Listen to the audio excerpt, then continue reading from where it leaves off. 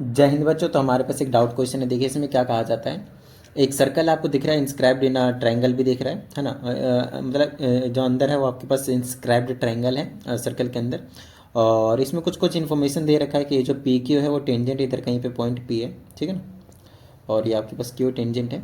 Code ए सी पे O M perpendicular है और साथ में ये जो सी यू एम है ये वाला एंगल 65, ये भी एंगल आपके पास 65 है। तो ये जो कंप्लीट एंगल है which is 130, right.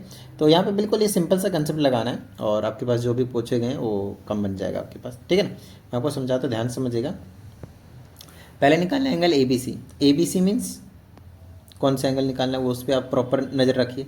A B सी मतलब ये वाला एंगल निकालना है।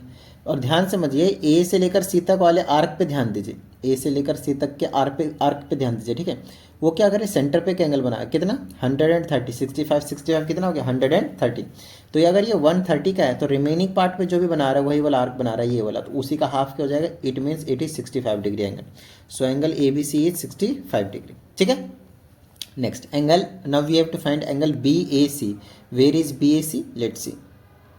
BAC it means ये वाला एंगल कंप्लीट एंगल आपको निकालना है। तो ये बड़ा ही सिंपल सा काम है, ये मैं आपको समझाता हूँ। देखिए अगर आप बात करते हैं कि ये अगर 65 है, ये 100 टोटल 130 ले लीजिए, ठीक है।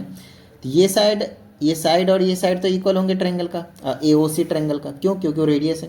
तो इनको अपोजिट एंगल्स, ये वाला एंगल और ये वाला एंगल भी क्या होंगे, इक्वल होंगे। आई ना बात समझ में, ठीक है ना। अगर ये टोटली 130 हो चुके हैं तो बाकी दोनों मिलाकर 50 बचेंगे। 180 होता है ना तीनों एंगल का सब, तो 50 है तो ये वाला 25 होएगा, ये वाला भी एंगल 25 होएगा, क्योंकि दोनों एंगल्स इक्वल। आई ना बात समझ में, ठीक है। ओके, वन मोर थिंग ध्यान समझिएगा कि अगर आपको ये पता चल चुका है कि अगर आपको ये पता चल चुका है कि ये वाला एंगल भी आपके पास 65 है, ठीक है, ध्यान समझिएगा। तो ये वाला एंगल भी तो आपके पास 65 होगा टोटल। बोलोगे कैसे? कैसे आई बात समझ में, मैं आपको समझा देता हूँ कि ये वाला ए बी और ये वाला ए सी दोनों इक्वल है ना, आइसोसेलेस ट्रायंगल है आपके पास। आई बात समझ में, ठीक है। इसीलिए आपके पास ये दोनों इक्वल होंगे, ठीक है। अगर ये 65 है तो छोटा वाला एंगल कितना होएगा इसका, बताइए। छोटा वाला एंगल कितना होगा इसका, ये वाला जो एंगल है वो 25 था ही था।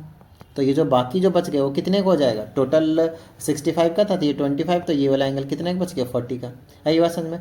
तो ये वाला भी 65, ये वाला भी 65। हमसे BAC पूछा ये वाला, तो ये वाला कितना हो गया 50 का। क्यों? क्योंकि एंगल सम प्रॉपर्टी 65 65 130 130 प्लस 50 180 हो गया। आई बात समझ में। फिर अगले में क्या पूछा हमसे, BC क्यों निकालो, BC और क्यों निकालो ये वाला एंगल, BC ये वाला एंगल क्यों निकालो ये वाला एंगल। तो ठीक है, ये वाला अगर देखें आप, ये वाला तो ये रेडियस है, ये टेंजेंट है, 90 डिग्री का एंगल बनाते हैं। तो ये वाला अगर 40 डिग्री है ये वाला, तो ये जो रिमेनिंग पार्ट है वो कितना बचा 50 डिग्री। नहीं तो ऑल्टरनेट सेगमेंट थ्योरम भी लगा दीजिए कि ये वाला जो एंगल होगा ये वाला वो रिमेनिंग पार्ट में जो एंगल बना रहे हैं ये वाला 50 वो भी इक्वल होंगे। वो आपकी मर्जी है। तो दोनों में से कोई सा भी कॉन्सेप्ट आप यहाँ पे यूज़ कर सकते हैं। आई बात समझ में। तो 7428525669 इस व्हाट्सएप नंबर पे सेंड कर दीजिए, आप लोगों को प्रॉपर डाउट सॉल्यूशन वीडियो मिल जाएगा। और साथ ही अगर आप चाहते हैं कि आपको पर्सनल क्लास की नीड हो तो उसके लिए भी आप इसमें नंबर इंक्वायरी कर सकते हैं।